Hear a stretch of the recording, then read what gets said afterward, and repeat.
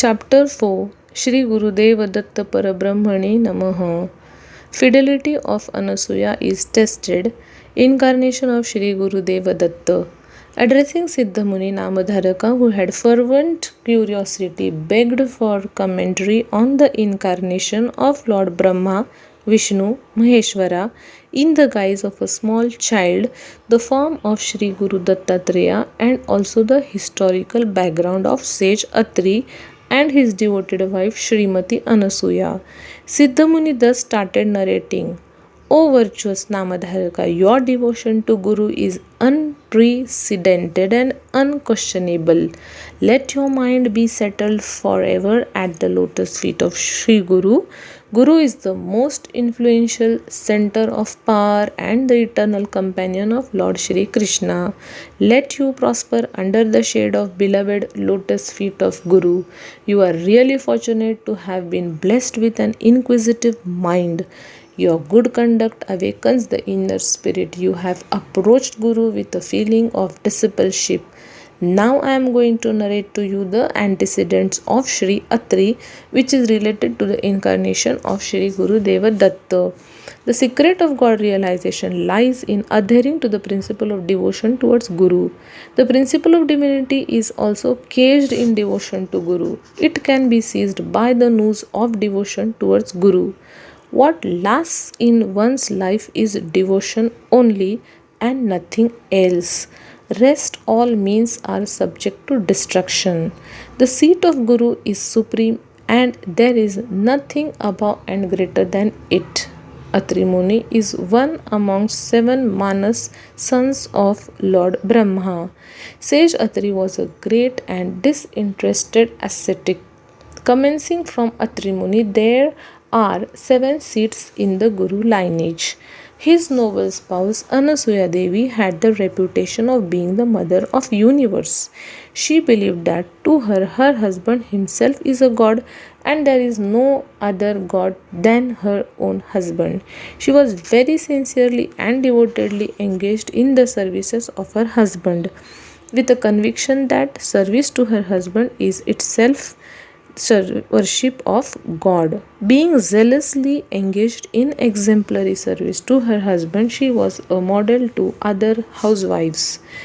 Due to the presence of this great virtuous woman, the hermitage of Shri Atri Muni was an ideal place for the guests and even the uninvited ones. She was extending homely treatment to the guests who arrived at their hermitage, considering guests as the forms of gods as per her husband's instructions. She never gave a chance for guests to get averted. The hermitage was held in high esteem for the reason that the guests who arrived to their place were served with food to the best of their satisfaction, despite the time at which they arrived.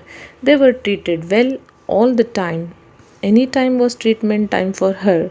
Due to the influence of the power of austerity practiced by sage Atri and chastity of Anasuya, their hermitage had acquired an extraordinary grandeur.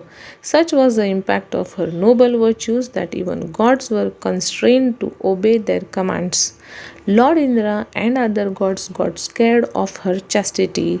They started worrying that sooner or later, due to the influence of her loyalty towards her husband, all their wealth and prosperity might be subjected to their ownership and control. All the worried gods assembled at the august presence of Holy Trinity, Brahma, Vishnu, Maheshwar, and highly spoke about her chastity, service, and felicitation to the guests and other visitors. Even the gods were scared for her virtue and were seen restless. The sun god, the god of fire, wind god, mother earth, and other gods were under compulsion to carry her command. The army of gods prayed before Holy Trinity this way: Hey Lords, we are scared that we may have to be subjected to disgrace of Anasuya on the strength of her chastity and the treatment given to guests by the influence of which we may have to abandon the heaven should we commit any mistake.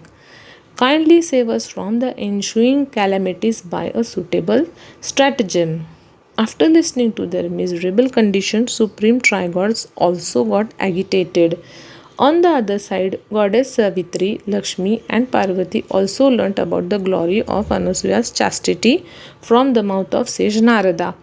Knowing her merit, they too became jealous of her. They were equally curious to know more about Anasuya. All those three goddesses compelled their respective husbands to plan a strategy to mar her chastity and cause stigma to her name and fame. All three supreme gods were impressed with their pleas to fulfill the demands of God, their wives, and to verify personally about the glory of Anasuya Devi. The tri-gods shed their original forms and, assuming the forms of aged beggars, arrived at the hermitage of sage Atri.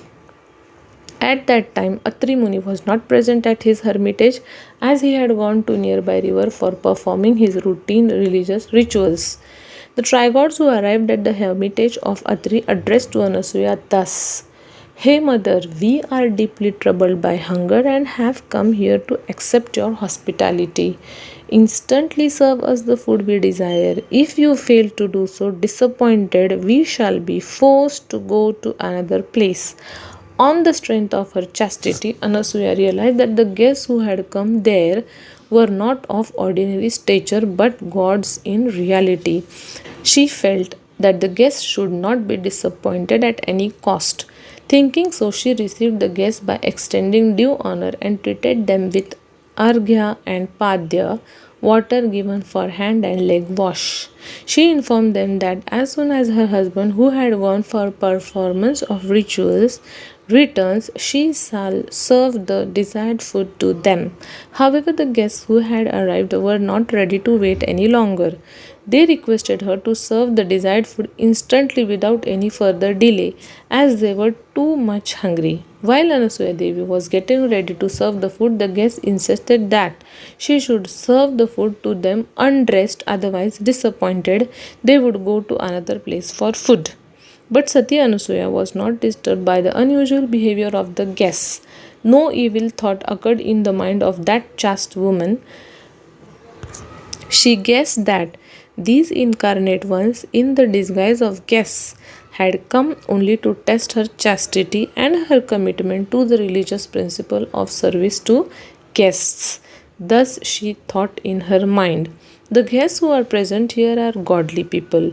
As my mind is crystal clear, I shall not be in any way adversely affected by their wicked sexual instincts. The religion of chastity which I pursued is certainly going to protect me. Thinking so, she consented to fulfill the desire of guests. She told them that she would serve the food undressed. Remembering the lotus feet of her husband, she sprinkled the water in which the feet of her husband were washed and collected earlier on the guests. She considered the guests who were there as her innocent children, and when she was about to serve the food undressed, to her surprise, the trigods who were in the guise of guests turned out to be small kids owing to the influence of her chastity. The children were seen rolling in front of the leaves meant for serving food. She dressed again and came closer to the children. She felt pity for the children who were crying and suffering from hunger. As she could not bear that heartbreaking sight, she immediately embraced them and fed them milk through her breasts. Due to the fructification of her dedicated service to her husband, she had the good fortune of becoming a mother of trigods at one and the same time. Later, within a few minutes, Sage Atri returned to his hermitage after completing his daily rituals. Through the third eye of knowledge, he realized at once that those children were not ordinary ones but the formless, attributeless trigods. He felt himself to be fortunate enough and with uttermost devotion joyfully prostrated before them. The Atri couple named the child Datta, meaning thereby the children who were bestowed by God. The jubilant trigods appeared before the Atri Muni in their real forms and thus uttered, O the great sage Atri, you are really the luckiest to be blessed with the most virtuous woman like Anasuya. We are pleased with your devotion. Seek the boon you desire from us. Then the Atri couple prayed to dryads that they, in the form of children, shall reside at their hermitage permanently in a unified form, and that they shall never depart from them under any circumstances, for which the Holy Trinity accorded their consent. The great Anasuya named the child born from the grace of Brahma as Chandra, the child born from the grace of Rudra as Durvas, and the child from the grace of Vishnu as Dattatreya. They brought up the children in a very healthy environment. Lord Dattatreya harmonized the attributes of Trinity within himself and became renowned in the world as the perceptor. The incarnation of Dattatreya is the fruition of austerity of sage Atri and chastity of Anasuya. The children were brought up in an environment of love, affection, and finer cultural values.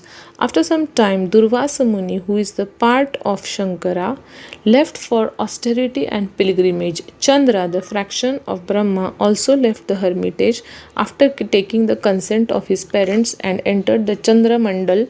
Before their departure, both the sons Durvas and Chandra informed their parents that both of them shall merge with all pervading Vishnu in their full form and shall be living with the parents in the form of Datta.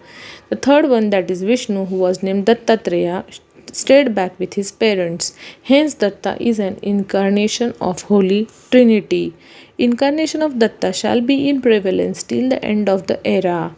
He is the root of Guru lineage and the all-pervading Guru of the universe. Namadharaka wanted to know more about the greatness, glory of Shri Guru and his incarnation from the sage Siddha. Hence he requested Siddha Muni to oblige him by narrating Shri Guru Charitra.